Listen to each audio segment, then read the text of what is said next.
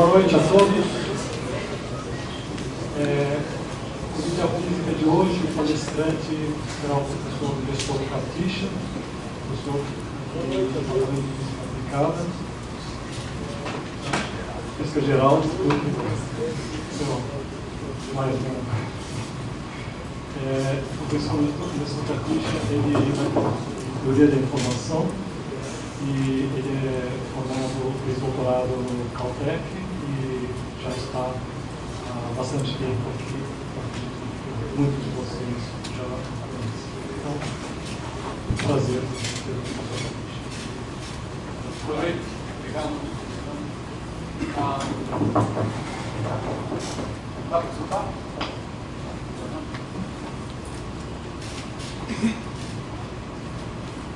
Nós acabamos de fazer uma proposta de mudança de currículo de bacharelado em física, e uma das coisas que foi colocar o convite à física como uma disciplina em que as pessoas ganhariam crédito de alguma maneira. Acho que isso foi bastante interessante. Eu não sei se vai ser ou não vai.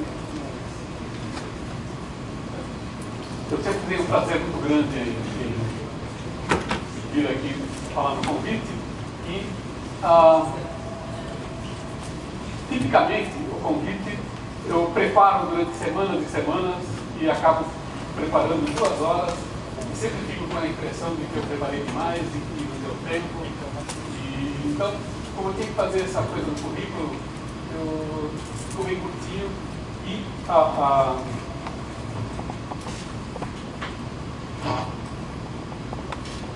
eu aproveitei trabalho junto com o Renato Vicente, tá? E tem uma aula que é extremamente simples, curta, e eu espero que os estudantes, isso aqui é dirigido aos estudantes, então não tem nenhum teorema complicado, não tem nada, eu espero que vocês entendam alguma coisa do que é teoria de informação. Para variar, o título e o abstract foram dados pelos organizadores. Eles me pediram várias vezes que eu fizesse um abstract e eu esqueci, foram me variando. Então, o abstract que eu vou falar tem um overlap pequenininho. Tá bom. Então, o que é informação? Depois, a pergunta seria possível comprimir a informação. E, obviamente, aqui você já vê que é possível comprimir a informação. Se vocês não fossem capazes de entender isso, não teríamos resposta para essa pergunta. Mas o fato de dar para entender o que está escrito aqui significa que, de alguma maneira, é possível. E a pergunta é quanto? Tá? Uma vez que eu comprimo essa informação, eu posso transmitir e armazenar, tá? Eu quero discutir esse tipo de problema. Uma piada.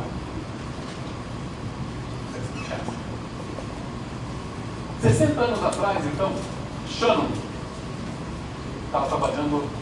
Shannon é uma figura interessante.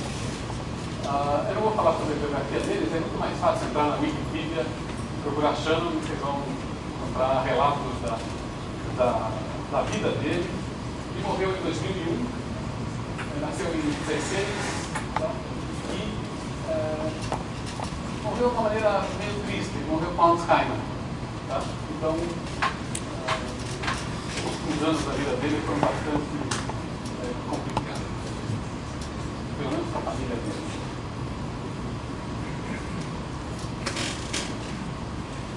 Ele foi trabalhar no Rio, eu estava fazendo mestrado na Belo Horizonte. E a pergunta que ele fez é: qual que é o produto dessa companhia? Tá? E a Telefônica da época. Qual que é o produto da Telefônica? O que a Telefônica vende? Não, a Telefônica vende informação. Ela vende a possibilidade de mandar informação daqui até lá. Tá? Então, como você sabe, se você quer dar um preço a alguma coisa, se você trabalha numa companhia, é interessante pensar em produtos. É possível que alguns de nós façamos física sem preocupar com a produção de alguma coisa que gere um produto. Mas não são coisas separadas. Uma pessoa pode fazer matemática, pode fazer física, pode fazer coisas extremamente originais e ainda pensar no produto. Ou ao contrário. O problema de pensar no produto levou Shannon a perguntar, fazer a seguinte pergunta: o que a Bell Labs vem? A Bell Labs não, a Bell Labs é uma parte da Bell. Tá? O que é a companhia Bell? O que é a Telefônica Bell? Bom, se você quer uma resposta, falam informação, não quer dizer muito. Você tem que saber medir informação. Toda vez que você fala alguma coisa de física, você tem que saber medir. Se você não sabe medir uma certa quantidade, é muito difícil que ela se mantenha como um conceito útil dentro de física. Se você não consegue medir, você não sabe o que você está falando. Então, quando você fala, eu transmito a informação do ponto de vista de engenharia, você tem que saber, bom, quantas linhas de telefone, qual que é o diâmetro que eu vou colocar, qual que é a tolerância, qual que é o ruído que eu vou tolerar. Várias perguntas permitem desenhar um sistema de transmissão de informação, para você precisa saber a informação. Então, nós vamos olhar, acho que vocês todos conhecem esse jogo das 20 questões. Tá? Pensem numa personalidade. Tá? Hoje em dia, a definição de personalidade é muito complicada. Né? Eu pensaria o Neumann, Shannon. Né? Uma vez dando aula, alguém me falou Ozzy Osbourne. Mas vamos pensar em alguém que seja realmente famoso. Né? O objetivo do jogo é ter dois jogadores, um pensa numa personalidade e o outro faz perguntas. As perguntas são do tipo que podem ser respondidas sim ou não, tá? E você pode arriscar a identificação da personalidade em qualquer momento. Tá? Opa, tive um problema. Não faz diferença essa parte disso. Quantas pessoas, no máximo, poderiam ser descritas dentro desse jogo? Ou seja, qual é o número máximo de personalidades que eu posso caracterizar com 20 perguntas? Né? E eu posso responder sim ou não. Tá? E, por exemplo, para esse conjunto de perguntas, o Shannon poderia ser essa sequência de respostas.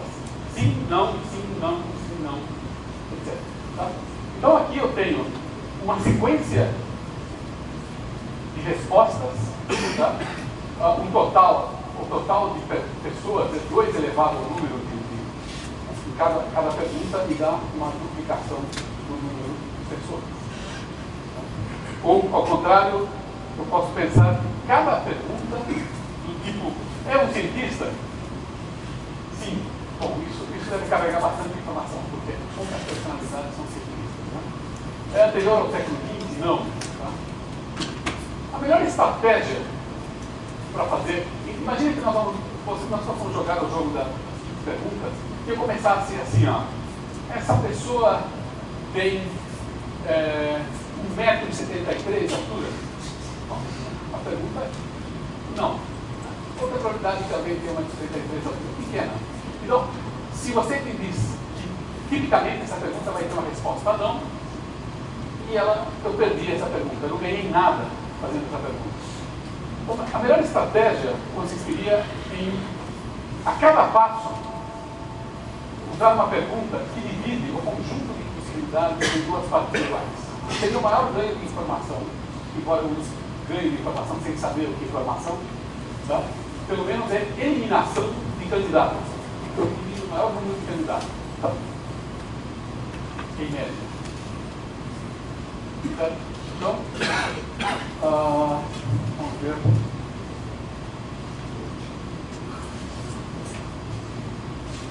A primeira pergunta, é um cientista? Sim. É anterior ao século XX? Não. É não sei o que, e no fim eu tenho Shannon aqui. Notem que só 20 bits são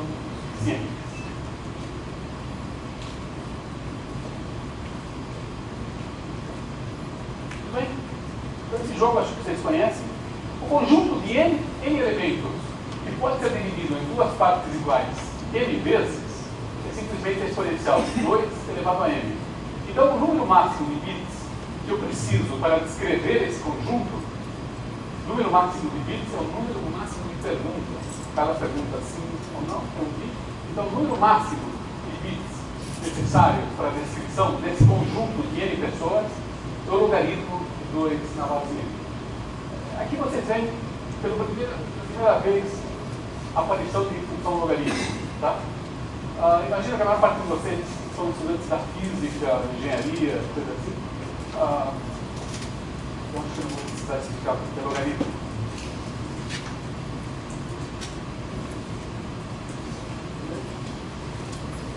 Vamos brincar outro jogo. Vamos brincar de batalha naval. Suponha que nós tenhamos um barco nessa posição. Eu tenho um tabuleiro de 8 por 8, coordenadas são um par de letra, número, e tem um submarino aqui, tá? A pergunta é, quantos bits são necessários para localizar esse barco, esse submarino? Bom, eu vou fazer perguntas. Eu vou fazer perguntas e essas perguntas vão servir para eliminar um certo conjunto de posições.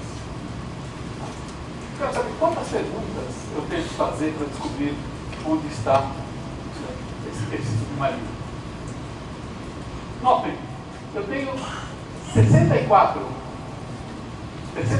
quadradinhos, o log na base 2 é 6. Então, deve ser possível, com 6 perguntas, determinar a posição desse submarino. Claro que vocês devem estar pensando, mas com uma pergunta eu consigo responder onde está o submarino. Suponho que eu pergunte, o submarino está na G3? Bom, essa não é uma pergunta típica, é uma pergunta muito específica. A pergunta é, em média, qual o número mínimo de perguntas que eu preciso para responder onde está o submarino? Se eu soubesse exatamente, então não preciso fazer perguntas, não tem jogo, né? Então eu vou fazer o seguinte tipo de perguntas, que eliminam a maior quantidade de quadrados num dado fácil. Então, eu vou dizer assim, o barquinho está à esquerda 4, esquerda 4, então a resposta é sim. O que acontece? Tudo que está para cá caiu fora. Eu eliminei metade das possibilidades. Então, com um bit de informação, eu dividi ao meio o número de possibilidades.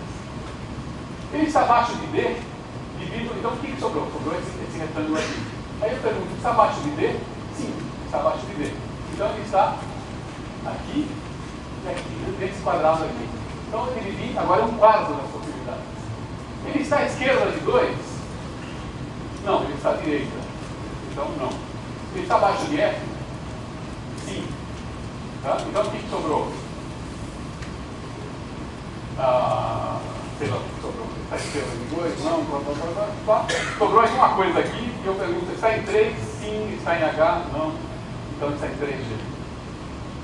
Alguma coisa assim. Mas a ideia é que cada bit que eu consigo de informação diminui o número de possibilidades pela metade. Então, esse tipo de consideração foi feito por Shannon 60 anos atrás. E por isso que os organizadores do convite me pediram para falar, porque por algum motivo evolutivo as pessoas gostam de números que são múltiplos de 10. Isso aí não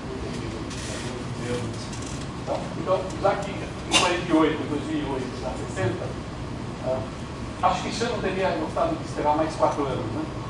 Isso não acontece depois. Por volta de 48, ele escreveu uma tese de mestrado que é considerada a tese de mestrado mais importante já escrita. Não é um trabalho científico mais importante, né? Mas é o trabalho científico mais importante apresentado numa tese de mestrado. Pelo menos, sabe? Todas essas brincadeiras de fazer ranking são muito subjetivas, né? Mas você pode escolher outra tese de mestrado.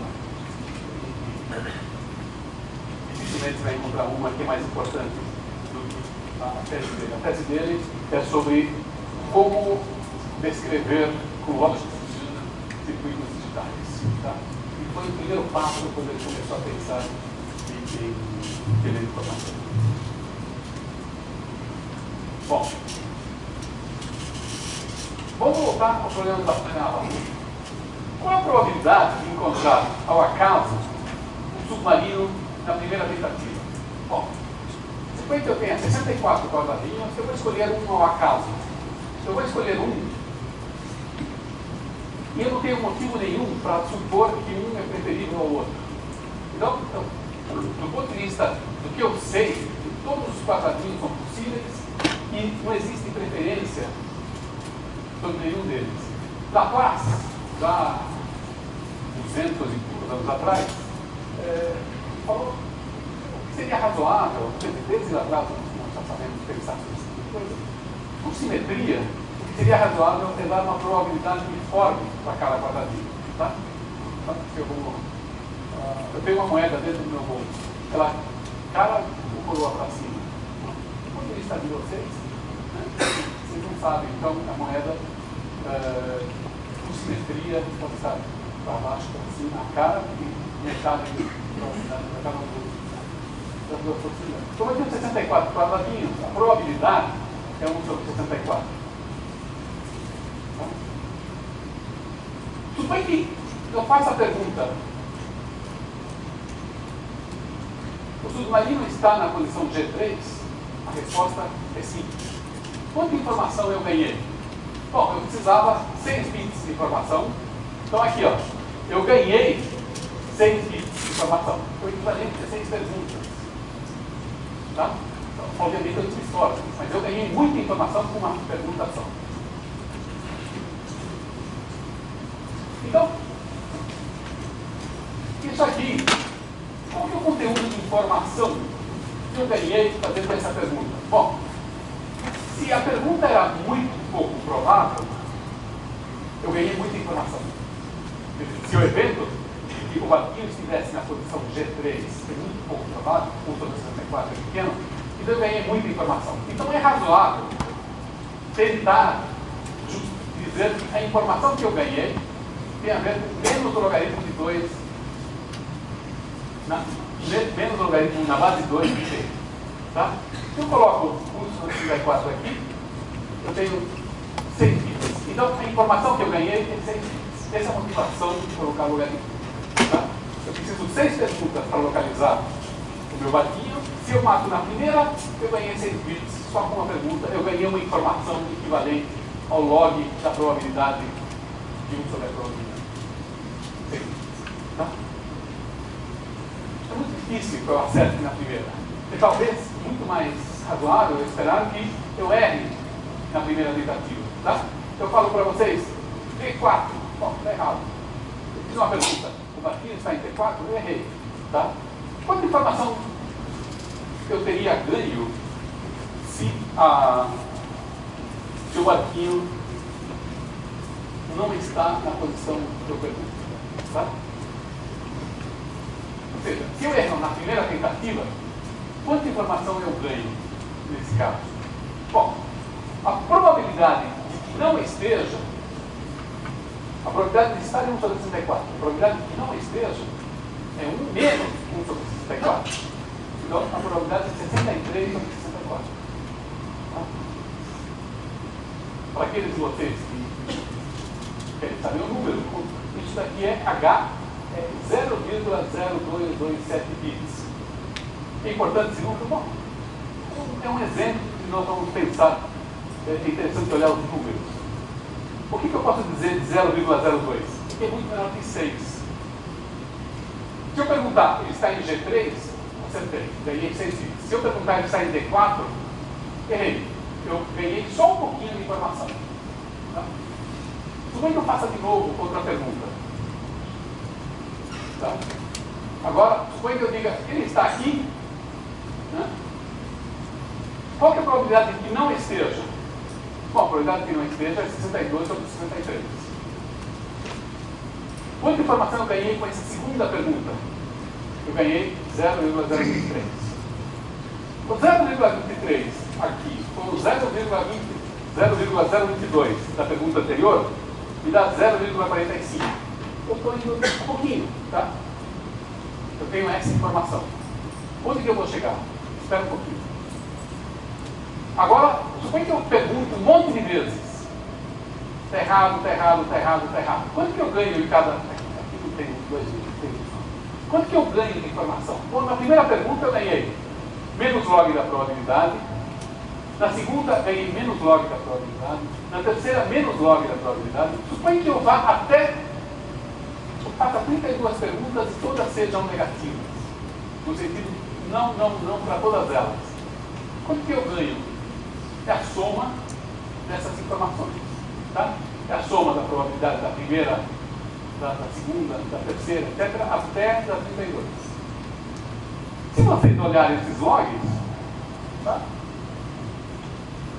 63 corta por 63, 62 por 62, 61 por 61, até 33 sobre 33. O que sobra? Log de 32 sobre 64. Tá? Ou seja, log de 1 meio. Log de 1 meio na base 2, 1 pi. Menos log de 1 meio na base 2. Ou seja, o que eu ganhei? Eu fiz 32 perguntas, tá? E ganhei um pouquinho de informação com cada uma delas. O que eu ganhei? 1 bit. Eu poderia ter resolvido todo esse problema se você tivesse respondido a pergunta: ele está à esquerda ou à direita dessa posição? Tá? Então você vê que, de certa maneira, eu estou justificando o uso de logaritmo da probabilidade, menos o logaritmo da probabilidade, ele é consistente. Na hora que eu eliminei metade das coisas, eu tenho 1 bit de informação. Tá? Então exploramos a metade das casas do tabuleiro, e isso é uma questão que eu ganhei 1 bit de informação. Tá? Bom, vamos continuar. Suponha que eu errasse 48 perguntas. Bom, faz o mesmo cálculo. Quanto que eu ganhei? 2 bits. Tá? Ou seja, com 2 bits eu reduzi a 1/4 o número de possibilidades. Exploramos metade mais de um quadrante, tá? E temos 2 perguntas respondidas. 2 bits de informação. Mais um pouquinho. Tá bom. Suponha que na 49ª tentativa eu acerto. Quanta informação ganhamos com essa única pergunta? Bom, notem que quando eu vou fazer a 49ª pergunta, eu tenho 16 casas em aberto, então a probabilidade de acertar a pergunta exatamente em cima do barco é log de 1 sobre 16, menos log de 1 sobre 16. Mas menos log de 1 sobre 16 é menos log de 2 elevado a menos 4 bits. Ou seja, na hora que eu acertei aqui, eu tinha 2 bits de todas as perguntas lá. Todas essas perguntas carregaram pouca informação. Aqui eu acertei, agora eu sei exatamente onde está o submarino, eu ganhei 4 bits. Mais 2 que eu já tinha de lá, 6 bits que é o necessário para determinar isso daqui. Então, eu tenho alguma coisa que parece consistente. Tá? Eu preciso 6 bits para determinar isso daqui. Se eu faço 1 por 1, eu ganho um pouquinho só de informação. Eu poderia fazer estratégias melhores, cortando pela metade. Eu preciso 6 bits. Tá? Se eu tenho sorte aqui, eu ganho 4 bits de informação, completo 6.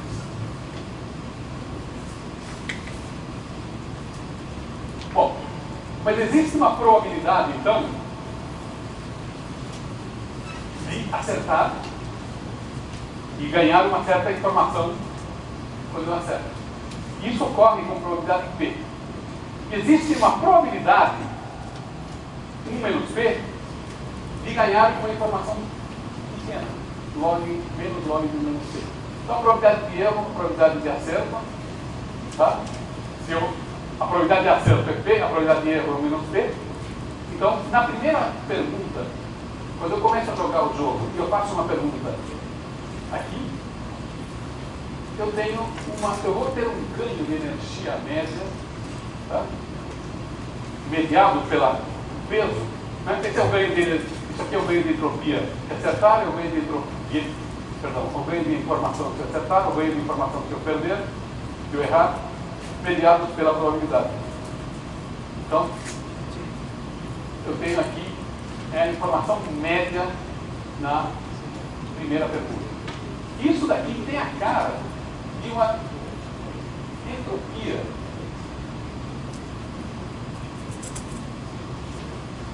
que aparece no trabalho de mecânica estatística de Boltzmann. E a pergunta é: que Boltzmann? Boltzmann viveu durante vários anos e ele propôs várias teorias de mecânica estatística, tentando responder vários críticos ao longo da sua vida. E em algum momento ele escreveu que a entropia de uma distribuição de probabilidades de Boltzmann, que é a distribuição de equilíbrio para um sistema termodinâmico, seria menos a soma sobre todos os estados P log de P. E aqui é a soma sobre todos os estados, certo ou errado para essa pergunta, P log de P. Tá? Então, por isso que Shannon resolveu dar um nome a isso daqui de entropia. E ele fez isso consultando uma personalidade, que era von Neumann. Ele perguntou: o que você acha de chamar isso de entropia? E aí a von Neumann, numa frase que talvez não seja verdade, mas é muito legal para eu supor que ela seja verdade, ninguém falou: ninguém sabe o que é entropia mesmo, você pode dar uma entropia.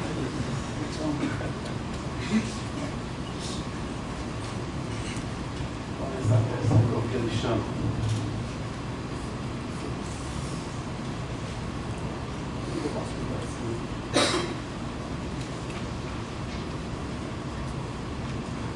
Bom, eu tenho problemas com as minhas equações.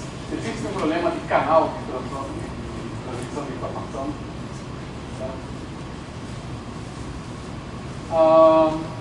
Eu faço gráfico, não dá para ver muito bem aqui, né? Aqui tem uma curva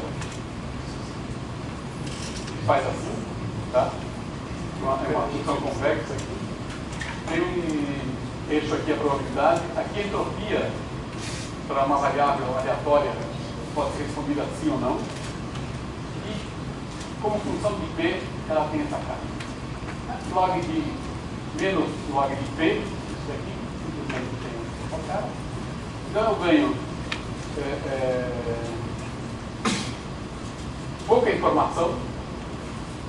Eu ganho pouca informação se eu faço uma pergunta cuja resposta é muito provável. Se a resposta sim é muito provável. E eu ganho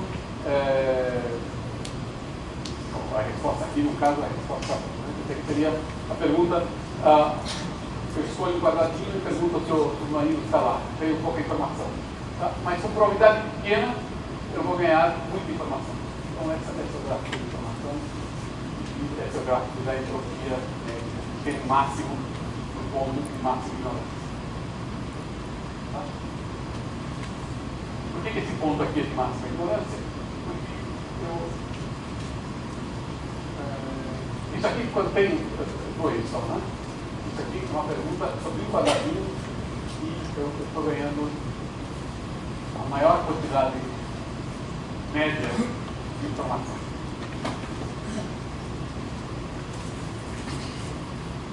Será possível? Bom, agora eu vou falar sobre informação e significado. Tá?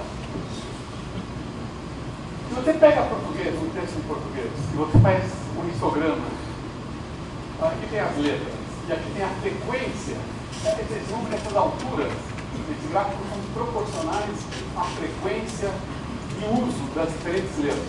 Tá? Então, aqui, o A tem uma grande probabilidade. Se tem grande probabilidade, é pouco informativo. Tem muitos A's. Tá? Imagine que eu diga para vocês. Pensem em uma palavra em português que contém a letra A. Muitas palavras. Será que eu consegui estreitar o conjunto de palavras de maneira que seja possível identificar qual que é a palavra que eu estou pensando? Agora, imaginem uma letra, uma palavra em português com a letra K. Aparentemente é zero, porque é proibido, né? Mas existem números, né? Posso pensar em quilômetro, quilograma, né? Já acabou, mais ou menos, por aí, né? Então, se eu falo para vocês a letra K, imaginem, eu estou pensando em palavras com a letra K. É muito informativo. Então, aqui é muito informativo, aqui é muito pouco informativo. Tá? A probabilidade da letra K faz com que, se eu digo para vocês, pensem em palavras com a letra K, eu estou dando muita informação sobre qual é a palavra que eu estou pensando. Tá? Também tem outra coisa. Notem que aqui eu estou falando da frequência das letras. Eu vou considerar isso daqui, os exemplos que eu vou falar agora, sobre codificação, etc., vou trabalhar simplesmente com frequências de letras. O fato que a letra Q e a letra U, quer dizer, toda vez que eu tenho um Q, eu tenho um U depois, eu não vou levar em conta. Tá? Eu posso fazer símbolos que são combinações de letras e a coisa muda. Tá? Eu posso brincar mais usando a estrutura da língua, mas nos exemplos que eu quero mostrar para vocês, eu vou esquecer. Bom, o que eu quero fazer? Eu quero comunicar uma certa informação. Eu quero passar informação. E Shannon construiu o seguinte modelo para o problema de transmissão de informação. E na transmissão de informação para Shannon, ele tinha uma visão meio espaço-tempo da coisa. Ou eu passo informação daqui para lá, então eu passo no telefone, eu passo informação de um lugar para outro, ou eu passo informação para mim mesmo, mas em outro instante de tempo. Então, por exemplo, se eu vou gravar um disco, tá? Eu gravo um disco no hard disk do computador, eu estou mandando informação para mim no futuro. É a mesma coisa. Tá? Esse esquema de representar a transmissão de informação serve nos dois casos. Eu tenho uma fonte, eu vou codificar isso de alguma maneira para que eu não falei de criptografia, nem vou falar aqui, mas eu posso codificar para que ninguém entenda, a não ser alguém que tem uma senha. Eu vou codificar de maneira a que fique o mais comprimido possível. Tá? Esquece aqui, eu vou passar por um canal. O canal está sujeito a ruído. E eu vou decodificar, vou decriptografar e vou receber. Então, esse é o esquema geral do problema de Shannon, de transmissão de informação.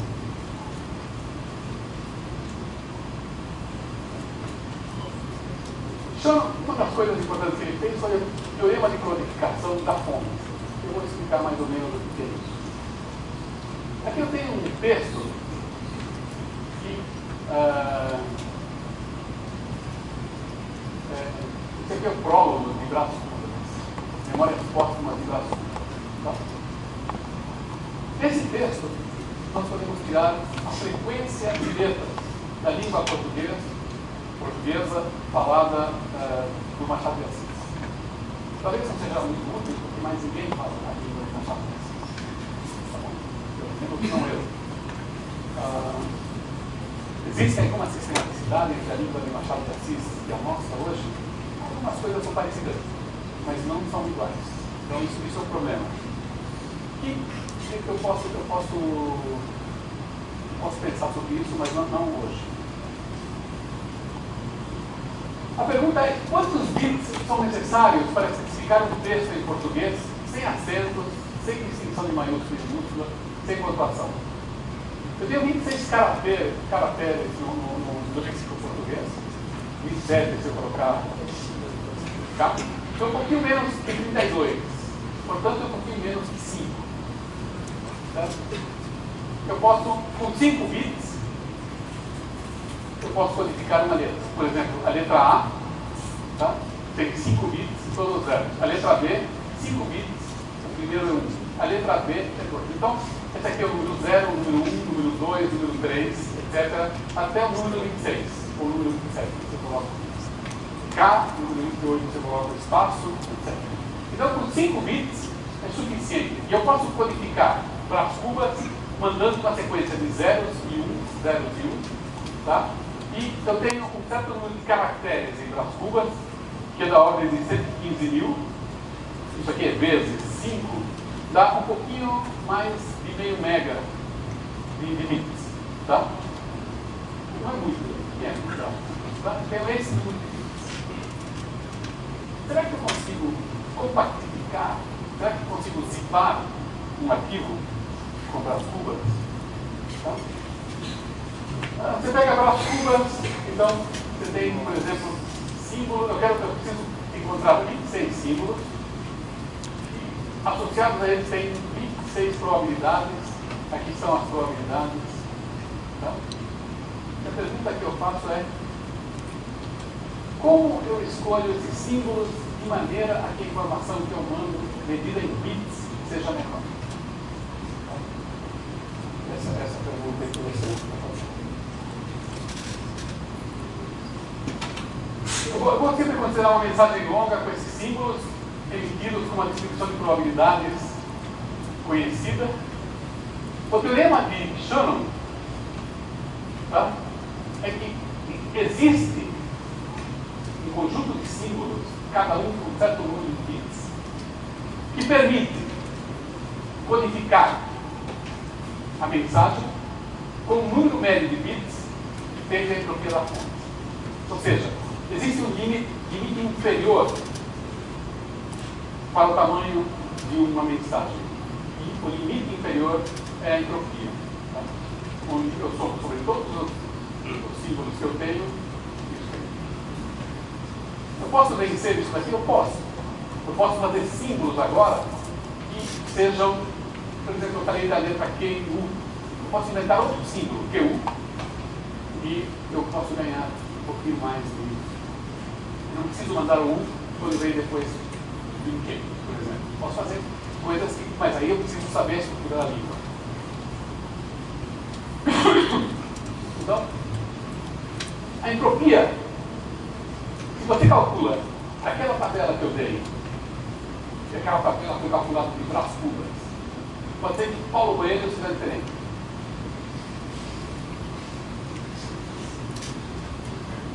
Esse é um problema. Supõe que a entropia de um texto de Paulo Coelho fosse 3734. Mudaria alguma coisa sobre o que nós pensamos de Paulo Coelho, o que nós pensamos de Machado de Assis? Não. Ou seja, eu estou falando de transmissão de informação sem análise semântica, sem análise de conteúdo. Tá? Só bits. Então, o que o teorema de Shannon de codificação da fonte diz é que eu consigo mandar o número de caracteres vezes a entropia por símbolo do Brás Cubas, e eu consigo mandar isso, então, isso aqui é menor do que 4.7, e eu consigo compactificar Brás Cubas até esse limite inferior se eu me mantiver usando símbolos que são que representam letras. Tá? Muito bem. Eu vou descrever agora para vocês um algoritmo. É sempre um problema descrever algoritmos, porque às vezes são difíceis de entender. Mas talvez seja possível entender. Suponha que eu tenho um alfabeto de 5 letras. Não sei se dá para ver aqui, né? Mas eu tenho 5 letras e Huffman, esse aqui parece que ele fez isso é estudante. Ou seja, essa é uma área em que os estudantes realmente podem fazer grandes mudanças. Aliás, tinha o método de codificação de Shannon, não chegava, não conseguia fazer tudo. Como até o próprio professor, até o Shannon, isso aqui, né? A ideia de Huffman, eu vou falar 2 vezes o algoritmo de Huffman de codificação. Eu tenho aqui a frequência 025, 025, 02, 015, 015, para 5 letras A, B, C, D, E. As 2 letras com a menor probabilidade de aparecerem, eu vou juntar um símbolo.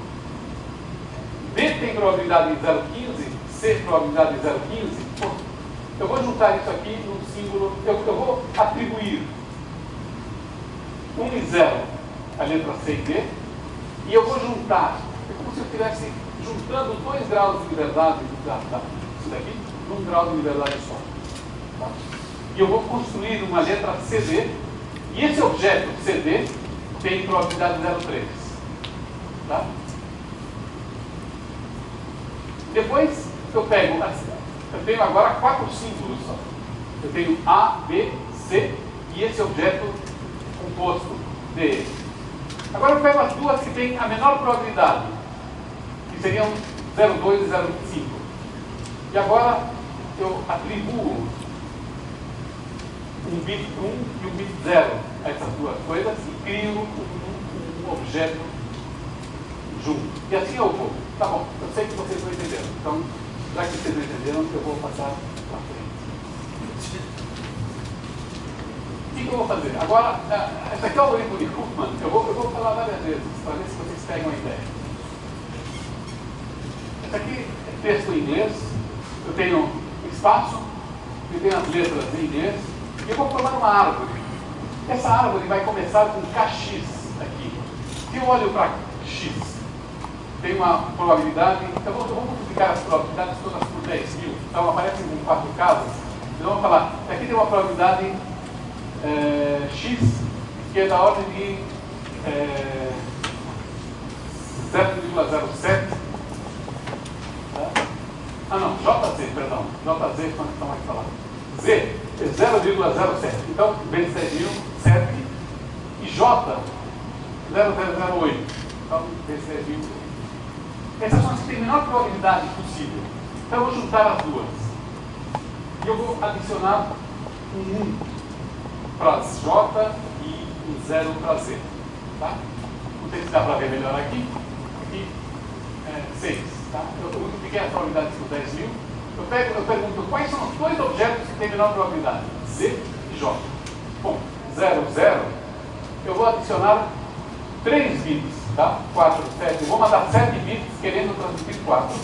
Eu vou adicionar 3 bits redundantes, 1, 0, que tem a ver com a paridade desses 3. Então, 1 é porque 1, 0, 0 tem um número ímpar de bits.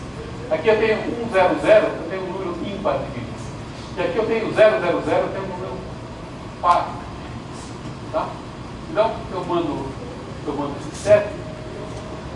O que acontece, por exemplo, se esse bit aqui for modificado pelo canal, pelo ruído do canal? Acontece que esse bit aqui vai estar errado. Eu vou olhar e vou falar 1, 0, 0, eu vou testar. Isso aqui é ímpar, isso aqui é par, jogo fora essa palavra. Tá? Então, com códigos, isso aqui é um código de RAM 74, eu jogo fora uma palavra quando tem um bit virado.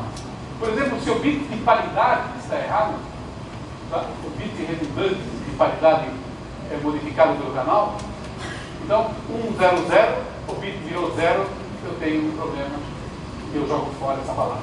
Tá? Então os bits recebidos incorretamente são identificados olhando para a paridade desses 3 bits adicionais. Então esse é um método interessante.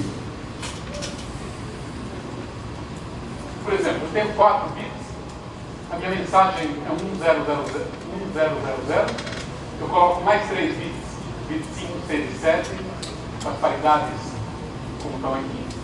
Eu transmito e esse bit aqui deu errado e esse bit deu errado, inconsistente. Tá? Esse bit de paridade é inconsistente com a paridade de sistema. Jogo fora. Essa é a ideia de transmitir fazendo cheque de paridade. Tá? Bom, acabando o tempo já.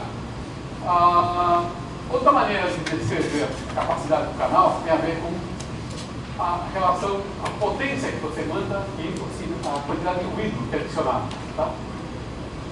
Nesse gráfico, essas coisas não são só sem interesse, a não ser teórico. Por exemplo, o Voyager, que saiu já da heliosfera, saiu fora do sistema, o Voyager 1 e 2, né? Que foram no começo, meados da década de 70, já saíram do sistema solar, eles estão mandando informação ainda. Eles mandam, por exemplo, diariamente, o número de raios cósmicos acima de 20 metros que eles detectaram. Então você tem, à medida que ele vai andando para fora do sistema solar, eles foram saindo da heliosfera, você tem curvas que sobem e descem. Tá? A heliosfera não é uma esfera, a heliosfera tem línguas que vão, uma coisa complicada. Não existia maneira de estudar isso. Então, quando ele está dentro da heliosfera, tem a ver com o vento solar, tem raios cósmicos refletidos, o número de raios cósmicos desce. Quando ele vai um pouquinho mais para frente, o número de raios cósmicos aumenta. Então tem oscilações no número de raios cósmicos que o Voyager detecta, e ele manda isso com códigos que estão longe, tá, do limite de Shannon. Isso aqui é o limite de Shannon, próximo do limite de Shannon, está lá aqui embaixo. Tá? Então, a imperfeição do código e o tamanho da palavra. Então, você pode olhar para tudo isso que eu falei e caracterizar códigos que são usados. Na época que o Voyager estudou, esses eram os melhores códigos conhecidos e por isso que foram usados. Vários outros apareceram. Só que é difícil mandar alguém para arrumar para mudar a codificação. Então tem que entender as coisas. Os melhores códigos hoje em dia foram descobertos usando técnicas de mecânica estatística, mas não. Então, o que eu quero que vocês lembrem? Huffman, Hamid, isso aí vocês um dia vão ler, vão aprender. O que vocês têm que ler é que quanto mais raro um evento, maior a informação adquirida. Tá? E isso tem a ver com o log. A partir daí, isso aqui é razoável, e isso aí que gera a definição, que é a informação que menos o log da lógica. A entropia é uma medida da ignorância, por exemplo. Eu posso comprimir uma mensagem reduzindo a representação com um número mínimo de bits por símbolo, que é a entropia da fonte. Então, o código de Kalman atinge esse limite no limite termodinâmico, de n igual a infinito. Tá? Senão, não. E é possível enviar mensagens de confiabilidade, não é confiabilidade limitada, talvez, porque isso com probabilidade de erro arbitrariamente baixa, em taxas até capacidade do canal. Porém, não se conhece nenhum código de correção de erro que atinja esse limite na prática, porque o problema, à medida que você fica mais perto do limite de Shannon, fica mais difícil de codificar, e se acredita que a decodificação no limite de Shannon seja um problema NP. Tipo de NP, você sabe, isso aí são coisas para que vocês resolvam. Obrigado.